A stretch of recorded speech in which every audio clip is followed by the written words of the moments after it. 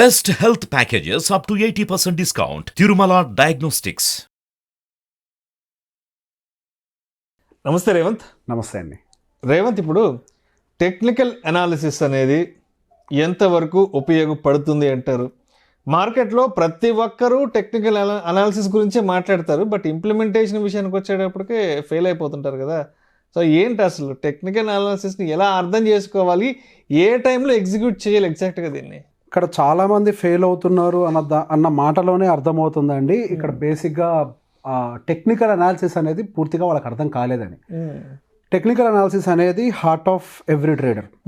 Technical analysis అసలు లేకుండా trading చేయడం అనేది సాధ్యం కాదు. ఎంత బ్రాడర్ బేస్ పర్స్పెక్టివ్ ఉన్నా, ఎంత షార్ట్ టర్మ్ పర్స్పెక్టివ్ ఉన్నా, దానికి టెక్నికల్ అనాలిసిస్ అనేది సపోర్ట్ చేస్తేనే ఒక ట్రేడర్ సక్సెస్ఫుల్గా ఉండగలుగుతాడు. That could be a trader or an swing trader or that could be he could be an investor. అది రూపం ఏదైనా కానివ్వండి, దానికి సంబంధించి టెక్నికల్ అనాలిసిస్ సంబంధించి అవగాహన లేకపోతే మాత్రం అందులో గెలవడం చాలా కష్టమైన పని. సో బేసిక్గా నాకున్న అండర్స్టాండింగ్లో చాలామంది రీటైలర్స్, అంటే కొత్తగా ఉన్నటువంటి ట్రేడర్స్ అయి ఉండొచ్చు, అందరూ కూడా టెక్నికల్ అనాలిసిస్ అని అంటే ఇండికేటర్స్ని వాడుకోవటం అని అనుకుంటున్నారని నా పర్సనల్ ఒపీనియన్. టెక్నికల్ అనాలిసిస్ ఎలా చేస్తారు అని చెప్పి నేను ఒకళ్ళిద్దరు కొత్త ట్రేడర్స్ని అడిగినప్పుడు వాళ్ళు ఏదో మూవింగ్ యావరేజ్ అనో, లేదా సూపర్ ట్రెండ్ అనో, ఏదో బ్యాండ్ అనో, XYZ అని ఏదో చెప్తున్నారు. సో బేసిక్గా అవన్నీ కూడా ఇండికేటర్స్ యొక్క పని ఏంటి అని అంటే ప్రీవియస్గా క్లోజ్ అయిన ప్రైజింగ్ని యావరేజ్ చేసి చూపించడమే ఇండికేటర్ పని. అంటే it will only tell you the previous history. ఆ ఇండికేటర్ అనేది ఎప్పుడు కూడా ఫ్యూచర్లో ఏం జరగబోతుందో ఇండికేట్ చేయలేదు. ఇండికేటర్ అనేది ప్రీవియస్ హిస్టరీని మాత్రమే చెప్పగలిగేది. టెక్నికల్ అనాలిసిస్ ఏంటి అని అంటే ఆ మూమెంట్లో మార్కెట్లో ఏం జరుగుతుంది, నెక్స్ట్ ఏం జరగబోవచ్చు అనే దాన్ని ఒక లెవెల్ వరకు అర్థం చేసుకునేది టెక్నికల్ అనాలిసిస్. సో బేసిక్గా ఇందులో మనం మార్కెట్ యొక్క సైకాలజీ ఎలా ఉంటుంది, మార్కెట్ సెంటిమెంట్ ఎలా ఉంటుంది, మార్కెట్ ప్రీవియస్ బిహేవియర్ ఎలా ఉంటుంది, మార్కెట్లో ఎగ్జిస్టింగ్ స్ట్రెంగ్త్ ఎలా ఉంది, నెక్స్ట్ అది ఎలా మారచ్చు అనే దాన్ని రకరకాల పారామీటర్స్, డిఫరెంట్ పారామీటర్స్ తోటి క్లబ్ చేసి ఒక అనాలిసిస్ చేసేదాన్ని టెక్నికల్ అనాలిసిస్ అని అంటారు. ఫండమెంటల్ అనాలిసిస్ అని అంటేనేమో కంప్లీట్గా పేపర్ మీద నంబర్స్ తోటి అండర్స్టాండ్ చేసుకుంటాం. టెక్నికల్ అనాలిసిస్ అంటేనేమో చార్ట్ మీదకి వచ్చి దాని ప్రీవియస్ బిహేవియర్ని బేస్ చేసుకొని ఫ్యూచర్ని ప్రిడిక్ట్ చేస్తూ ఉంటాం. అందరూ ఇండికేటర్స్ని ఫాలో అవుతూ నేను ఒక టెక్నికల్ అనాలిసిస్ తోటి ట్రేడ్ చేసే ట్రేడర్ అని అనుకుంటున్నారు. సో బేసిక్ వాళ్ళు టెక్నికల్ అనాలిసిస్ని ఫాలో అవ్వట్లేదు. వాళ్ళు జరిగిపోయిన దాన్ని బేస్ చేసుకుని ట్రేడింగ్ చేయడం వల్ల డబ్బులు పోగొట్టుకుంటున్నారు. ట్రేడర్ యొక్క పని నెక్స్ట్ ఏం జరగబోతోందో ప్రిడిక్ట్ చేసి దానికి అనుకూలంగా స్టెప్ తీసుకోవటం. వాట్ నెక్స్ట్ అనేది ప్రిడిక్షన్ ఉండాలి. yes, వాట్ నెక్స్ట్ అనేది మాత్రమే ఒక ట్రేడర్ని గెలుపు వైపుగా పరిగెడుతుంది. వాట్ హ్యాపెండ్ అనేది అనవసరం. yes, వాట్ హ్యాపెండ్ అనేది అనాలిసిస్ కోసమే, నువ్వు స్టెప్ తీసుకోవడానికి పనికిరాదు. అది ఎంతసేపటికి వాట్ హ్యాపెండ్ అన్నదాన్ని అనాలిసిస్ అనుకుంటున్నారు. సో బేసిక్గా టెక్నికల్ అనాలిసిస్లో సార్ మనకి చాలా పారామీటర్స్ చెప్తూ ఉంటాయి. కొంతమంది ఏంటి అని అంటే టెక్నికల్ అనాలిసిస్లో కూడా జస్ట్ 5 minutes టైం ఫ్రేమ్లో అనాలిసిస్ చేసేయటం, కొంతమంది అయితే 15 minutes లేదా మ్యాక్సిమం 1 hour. ఎందుకనంటే వాళ్ళకి ఎంతసేపటికి వాళ్ళు అనుకున్న రియాక్షన్ ఇమీడియట్గా రావాలనుకుంటూ ఉంటారు. కానీ నేను ఎప్పుడైనా మా వాళ్ళకి నన్ను ఎవరైనా డౌట్స్ అడిగినప్పుడు, నా మెంబర్స్ కానీ నా టెలిగ్రామ్ గ్రూప్లో మెంబర్స్ కానీ డౌట్స్ అడిగినప్పుడు నేను వాళ్ళకి ఎప్పుడూ చెప్తాను, స్టోరీ అనేది హిస్టరీ మొత్తం చూస్తేనే అర్థమవుతుంది మీకు. మీరు జస్ట్ ఒక 1 day time frame, 1 hour time frame పెట్టుకొని చూస్తే మీకు ఇంతే కనిపిస్తుంది. మీరు దాన్ని weekly time frame, monthly time ఫ్రేమ్లో పెట్టుకొని అది పుట్టిన దగ్గర నుంచి దాని చరిత్ర చెప్తుంది. అది మీరు అక్కడ పెట్టుకొని చూస్తే ఎప్పుడెప్పుడు ఆ పర్టికులర్ స్టాకో, ఆ పర్టికులర్ ఇండెక్స్ రిజెక్షన్స్ ఇస్తుందని మీకు అర్థమైపోతుంది. రీసెంట్గా నేను దేని పేరు చెప్పను, ఏ స్టాక్ పేరు కూడా, రీసెంట్గా నాకు సార్ నాకు ఇక్కడ నేను ఆ పొజిషన్ ఉంది సార్, నేను దీన్ని హోల్డ్ చేయొచ్చు అంటారా నన్ను ఒకళ్ళు అడిగారు. నేను హోల్డ్ చేయొచ్చా అమ్మేయాలని నేను చెప్పను, అక్కడ ఉన్నటువంటి అనాలిసిస్ నేను చెప్తాను అని అన్నాను. సార్ ఇది ఇంకా పెరుగుతుందన్న ఆస్పెక్ట్ నాకు కనిపిస్తుంది అని చెప్పేసి నన్ను అడిగాడు. నేను సింపుల్గా నేను వీక్లీ టైం ఫ్రేమ్లోకి, మంత్లీ టైం ఫ్రేమ్లోకి వెళ్ళి ప్రీవియస్ హిస్టరీ చూస్తే దాదాపుగా ఎవ్రీ 10 years ఒక్కసారి ప్రైస్ అక్కడికి వెళ్ళి అక్కడి నుంచి రిజెక్ట్ అవుతుంది. ఇప్పుడు ఈ సంవత్సరంలో కూడా ఆ స్టాక్ ఎగ్జాక్ట్గా ఆ లెవెల్లోనే ఉంది.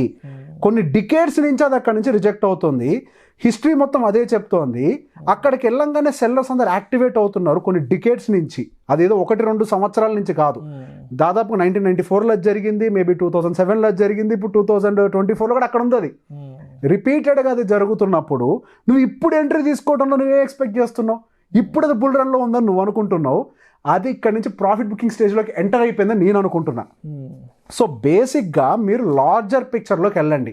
అది ఎక్కడెక్కడికి రాగానే సెల్లర్స్ దాంట్లో ప్రాఫిట్ బుకింగ్ మొదలు పెడుతున్నారో ఆ స్టోరీ చెప్తుంది. అది ఏ ట్రెండ్ను ఫాలో అవుతుంది. అది మీరు షార్టర్ టైం ఫ్రేమ్ చూస్తే మీకు ఒక ట్రెండ్ కనిపిస్తుంది, దాని లాంగర్ టైం ఫ్రేమ్లో చూస్తే ఒక ట్రెండ్ కనిపిస్తుంది. 2021 సంవత్సరంలో మార్కెట్స్ ఎక్కడ ఎగ్జాక్ట్గా బాటమ్ అవుట్ అయిపోతాయన్న విషయాన్ని ముందే ప్రిడిక్ట్ చేసుకోగలిగా. ఆ టైంలో ఎగ్జాక్ట్గా నేను ఆ టైంలో అంటే ఇండియన్ వర్సెస్ యూఎస్ మార్కెట్స్తో కంపేర్ చేస్తే US markets were at the utmost dip. US technical stocks అయితే దారుణంగా డిప్ అయిపోయాయి. ఆ మూమెంట్లో I understood that US is going to bottom out. ఇంతకు మించి ట్రెండ్ బ్రేక్ చేయదు. ఇంకా ప్రీవియస్ హిస్టరీలో ఎంత పెద్ద కరెక్షన్ జరిగినా that is the worst trend that US markets has followed అనే విషయాన్ని అర్థం చేసుకొని US tech stocks based mutual ఫండ్లో ఇన్వెస్ట్ చేశా. గట్టిగా 4 నెలల్లో 40% రిటర్న్ ఇచ్చిన మ్యూచువల్ ఫండ్ అది. సో బేసిక్గా ఐడెంటిఫికేషన్ అనేది చాలా ఇంపార్టెంట్. అది ఎప్పుడు తెలుస్తుంది అని అంటే ఆ చార్ట్ రీడింగ్ తెలియాలి. ఆ చార్ట్ రీడింగ్ అనేది ఇండికేటర్ చెప్పదు. మీరు ప్రీవియస్గా దాని బిహేవియర్ ఎలా ఉంది, ఏ టైంలో ఎలా బిహేవ్ చేస్తోంది, ఎటువంటి క్రాష్ వచ్చినా దాని మ్యాక్సిమం ఏ ట్రెండ్ వరకు కిందకు పడుతోంది, ఎక్కడి నుంచి majority of the times react అవుతోంది.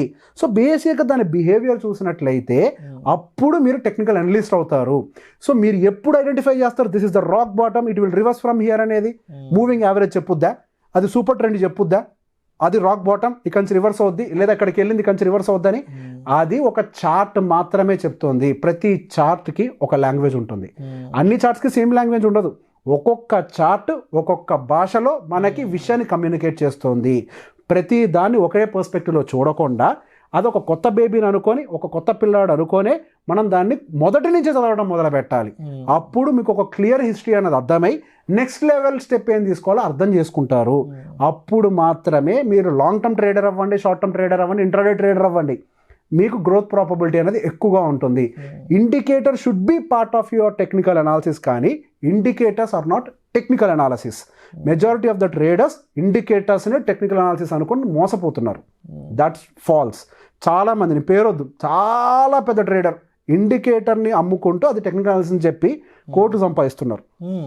అలాంటి వాళ్ళు ఉన్నారు. He is just following an indicator technical analysis ఎలా అవుతుంది? కాబట్టి అట్లాంటి వాటికి మోసపోకండి. మీ సొంతంగా మీరు చదవటం నేర్చుకోండి. మార్కెట్ ఒక్కడనే రివార్డ్ చేస్తుందండి. ఎవరికైతే నాలెడ్జ్ ఉంటుందో, ఎవరైతే మార్కెట్ని సరస్వతిగా భావిస్తారో, దాన్ని చదివే ప్రయత్నం చేస్తారో వాళ్ళకి రివార్డ్ కింద లక్ష్మీదేవిని ఇస్తుంది. అంతే, ఇంతకు మించి నేను ఇంకెవరికి ఏమీ చెప్పలేను. Thank you so much Revanth. ఎందుకు మోస్ట్ ఆఫ్ ద ట్రేడర్స్ అనేవాళ్ళు ఈ టెక్నికల్ అనాలిసిస్ ఎగ్జిక్యూషన్ విషయంలో ఫెయిల్ అవుతున్నారనే అంశం గురించి చాలా చక్కగా మీ విశ్లేషణ తెలియజేశారు. Thank you so much sir. Thank you అండి.